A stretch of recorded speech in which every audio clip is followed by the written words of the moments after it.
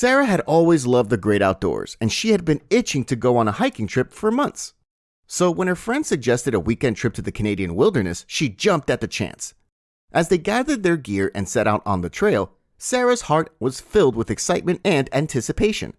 The sun was shining, the birds were singing, and she couldn't wait to see what adventures lay ahead. But as they walked, a sense of unease began to creep up on her. She had heard stories about bears in the area, and the thought of encountering one filled her with dread. Just as she was starting to feel truly anxious, a park ranger approached them with a friendly smile. "Welcome to our park. Before you head out on your hike, I'd like to give you some important information on how to stay safe in bear country." The ranger's demeanor turned serious as he spoke, knowing that bears were a very real danger in the area. Brown bears are generally harmless, and they usually try to avoid contact with humans. However, it's still important to take precautions.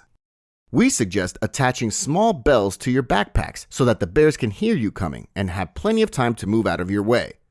The hikers listened attentively, nodding their heads in understanding. But the ranger wasn't finished yet. "Now, when it comes to grizzly bears, it's a different story," he warned. "They can be extremely dangerous, and it's crucial that you know how to recognize them and avoid them." At this point, Sarah couldn't help but speak up. "How do we know if we're seeing grizzly bear droppings?" The ranger's face broke into a wry smile. "Well, that's an easy one. Grizzly bear droppings are full of small bells.